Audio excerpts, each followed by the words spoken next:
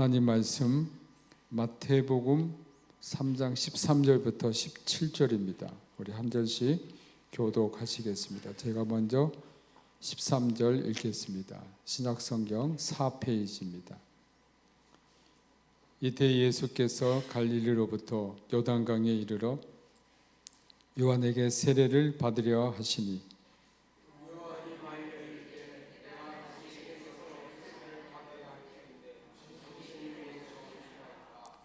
예수께서 대답하여 이르시되 이제 허락하라. 우리가 이와 같이 하여 모든 의를 이루는 것이 합당하니라 하시니 이에 요한이 허락하는지라.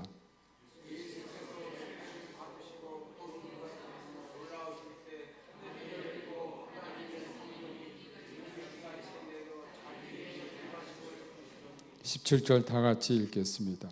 하늘로부터 소리가 있어 말씀하시되 이는 내 사랑하는 아들이요 내 기뻐하는 자라 하시니라. 아멘. 우리 잠시 묵상으로 기도하겠습니다.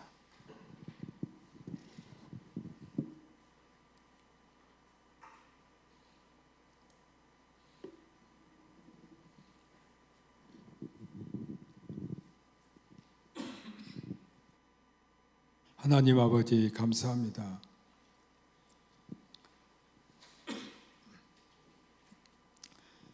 이 시간 주님의 성령께서 우리에게 임재하시고 성령으로 기름 부어 주옵소서. 주님을 사모합니다. 기다립니다. 우리 마음에 오시고 우리의 영의 귀가 열리고 우리의 영의 눈이 뜨는 시간 되게 하옵소서. 예수님 이름으로 기도합니다. 아멘. 오늘 본문 말씀 보시면 13절에 이때가 나옵니다. 이 사실로 우리가 알 수 있는 것은 하나님의 일은 하나님의 계획과 섭리 가운데 그 정해진 시간이 있다고 하는 겁니다. 그래서 이 하나님의 정하신 그 시간, 이것을 우리가 카이로스적인 시간이다 그렇게 말합니다.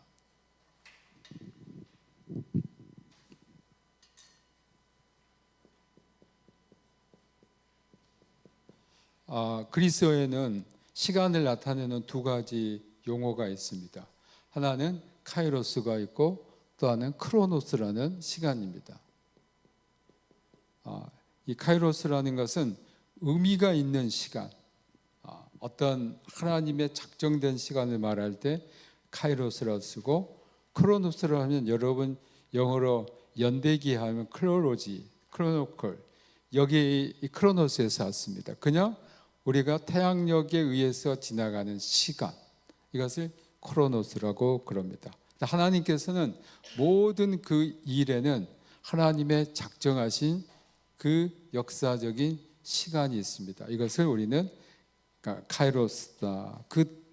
이때가 바로 언젠가는 하나님이 일하시는 그 시간이 있다는 겁니다. 그렇기 때문에 우리 성도님들은 실망할 필요가 없습니다. 모든 것은 하나님의 계획과 하나님의 섭리 가운데 이루어집니다.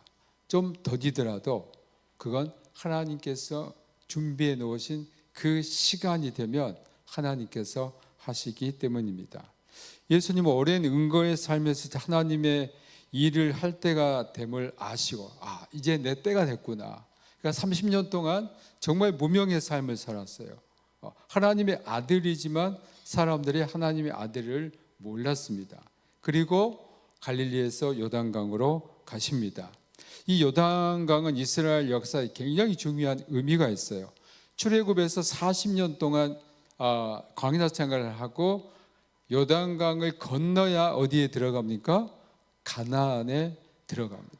이제 새로운 그 삶을 향한 첫 단계가 뭐냐면 요단강을 건너야 하는 겁니다.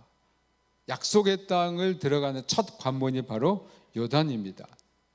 자, 우리가 이것도 예수 그리스도를 믿고 요단강에서 세례를 받음으로써 우리가 어떻게 합니까? 이제는 영생에 들어갈 첫 관문에 통과하는 겁니다.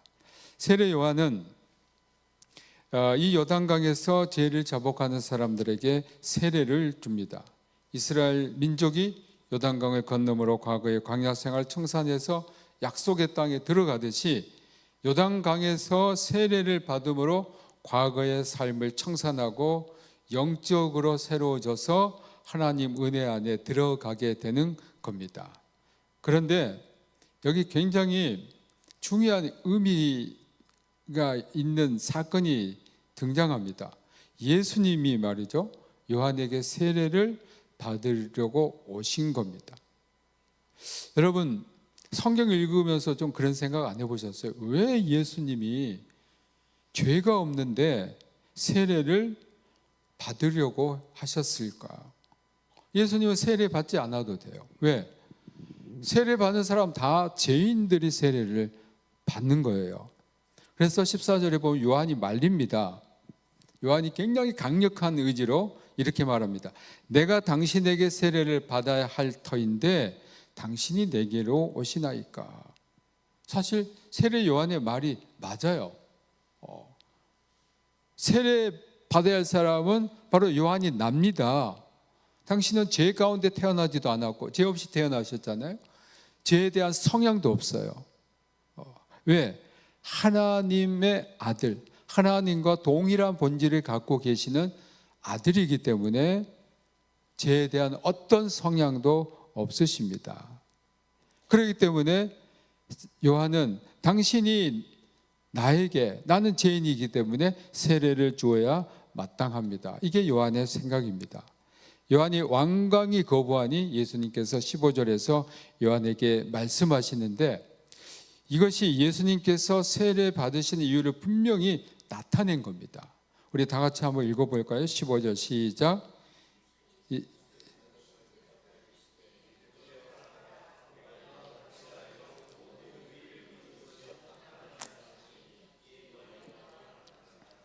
네, 예수님께서 허락해라 그러시면서 모든 이 의를 이루는 것이 합당하다 그랬어요. 이 말씀은 세례 요한에게 예수님께서 나를 죄인처럼 여겨달라는 거예요. 그래서 내가 세례를 받아야겠다는 겁니다. 주님은 아무 죄가 없어요. 그런데 어땠습니까? 스스로 내가 죄인의 자리에 드신 겁니다. 얼마나 겸손하십니까? 죄인이 아닌데 내가 죄인이 되어야 된다. 그래서 내가 세례를 받아야 되겠다는 겁니다. 세상 사람들은 죄인이 아니기를 다 바랍니다.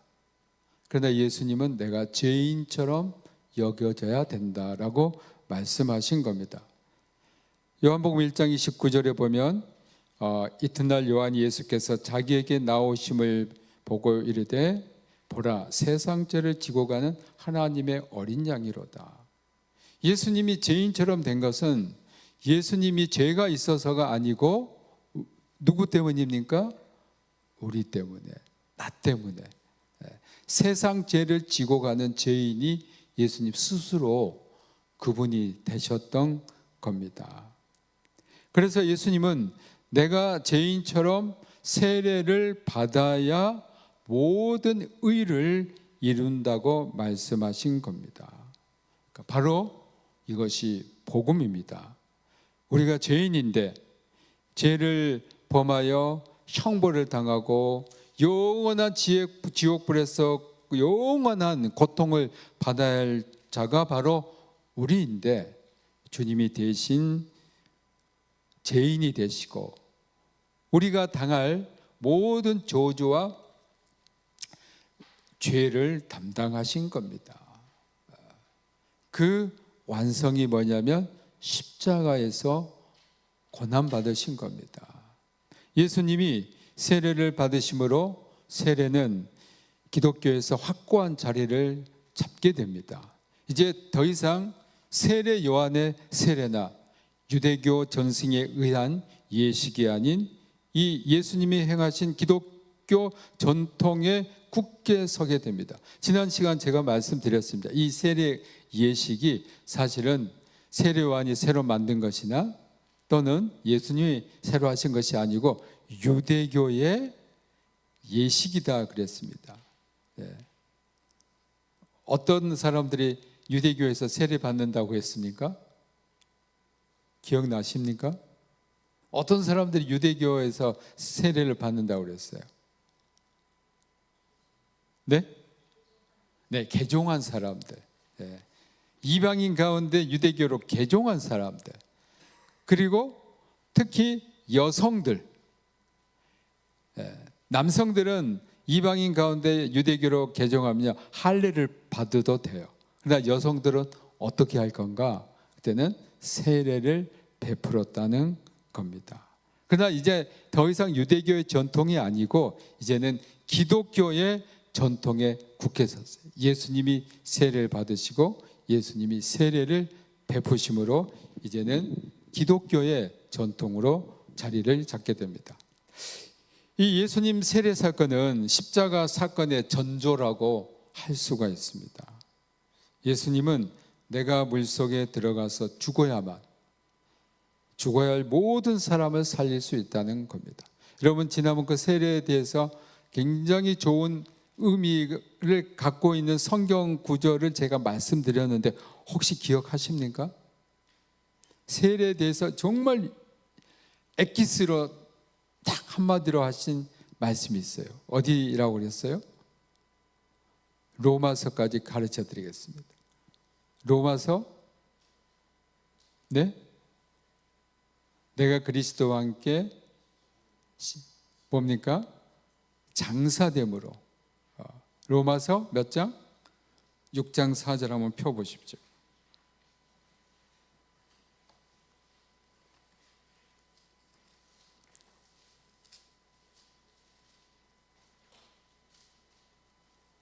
로마서 6장 4절. 이것은 사실 세례에 대한 가장 정확하고 가장 좋은 그런 말씀입니다. 로마서 6장 4절 246페이지입니다. 우리 다 같이 읽어보겠습니다. 그러므로 우리가 그의 죽으심과 합하여 세례를 받음으로 그와 함께 장사되었나니 이는 아버지의 영광으로 말미암아 그리스도를 죽은 자 가운데서 살리신 것 같이 우리로 또한 새 생명 가운데서 행하게 하려 함이라. 아멘. 이 말씀이 사실은 세례에 대해서 가장 정확하게 우리들에게 가르치는 거예요. 세례는 우리가 약식 세례를 받지만 세례는 물에 완전히 잠기는 거예요. 물에 완전히 잠기는 건 뭡니까? 수장되는 거예요. 죽는 거예요. 그런데 계속 물에 잠기지 않고 꺼내는 거죠.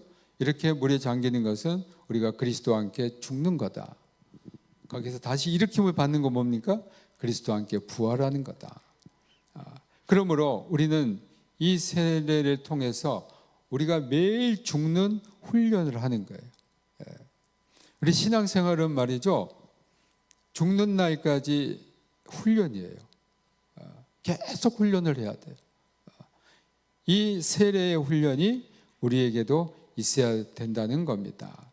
그래서 예수님께서는 본인이 죄인이 아니지만 죄인이 되셨고, 그리고 본인이 물속에 들어가셨고 다시 일어나셨고, 이와 마찬가지로 십자가 고난을 받으신 것도 뭡니까?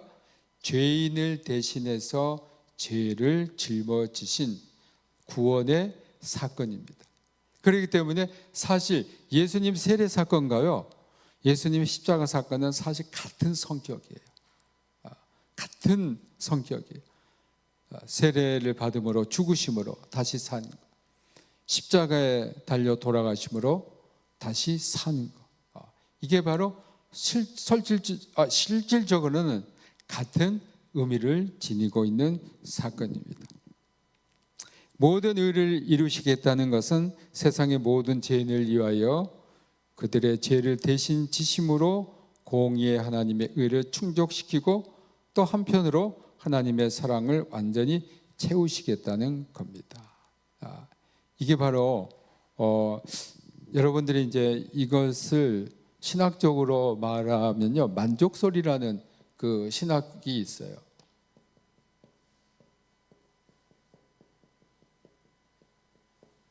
안셀름이라는 신학자가 어떤 예수 그리스도의 이 사건을 통해서 하나님께서 그리스도를 통해서 구원을 일으키시는 것을 설명하시는데, 이분이 이제 왜 하나님이 인간이 되었나라는 책을 썼어요.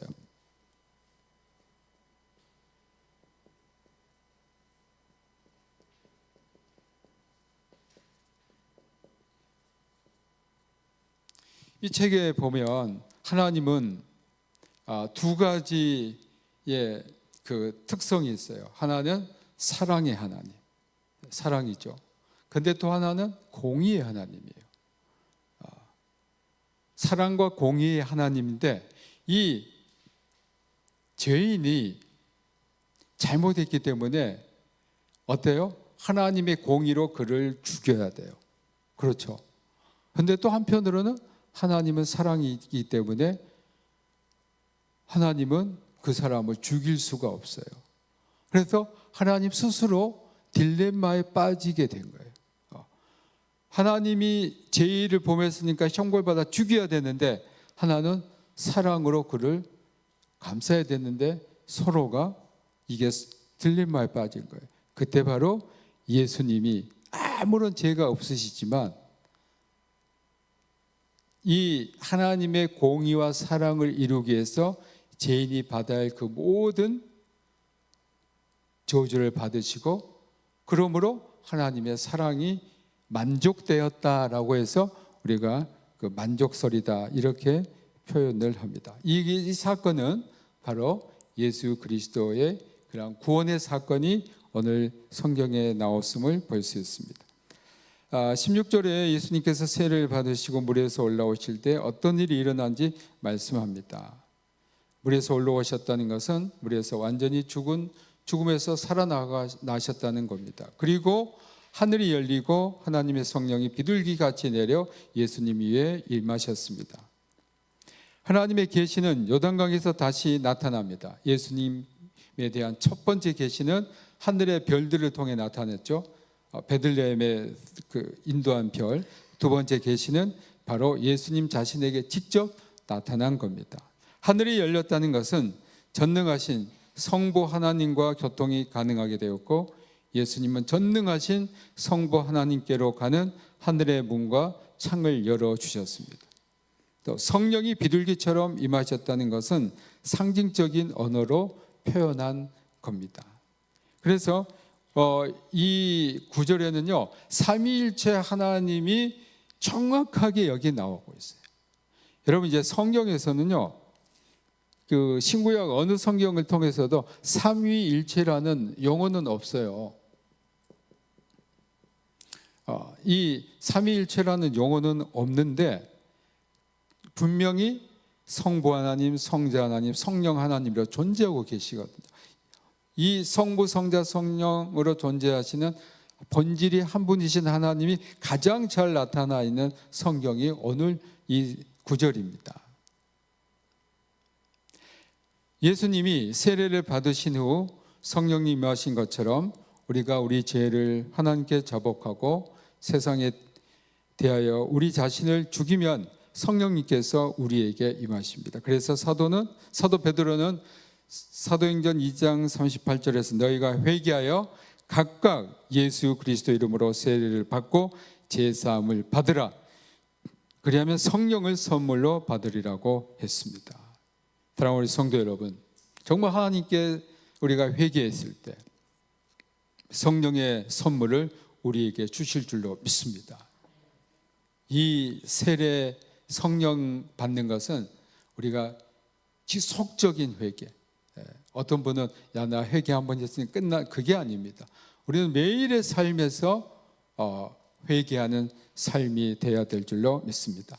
예수님께서 죄인처럼 세례를 받으신 것에 대하여 하나님 아버지는 17절에서 예수님께 내 사랑하는 아들이여 내 기뻐하는 자라 했습니다. 하나님께서 보실 때에 예수님은 정말 겸손하셔서 죄인의 자리에 들어가시고 죄인처럼 세례를 받으신 것에 대해서 하나님은 내 사랑하는 아들이고 내 기뻐하는 자라라고 말씀하신 겁니다. 빌립보 2장 6절에 의하면 예수님은 하나님 본체입니다. 하나님과 동등한 분입니다. 그러나 그는 죄인처럼 세례 받으셨고 죄인처럼 십자가에서 죽임을 당하셨습니다. 예수님은 지금도 변함없이 우리가 예수님께 가까이 오기를 기다리고 있습니다. 그래서 주님은 자신을 죄인의 모습으로 우리에게 오셨습니다. 그리고 우리가 받아주기를 원하고 계십니다. 스스로 죄인의 자리에 앉으셨기 때문에 우리가 그에게 오기를 기다리고 사랑과 은혜를 주시기를 원합니다. 예수님은 정말 그 하나님이시지만 죄인을 구원하기 위해서 죄인에게 오셨고 본인이 죄인으로 나타나신 겁니다.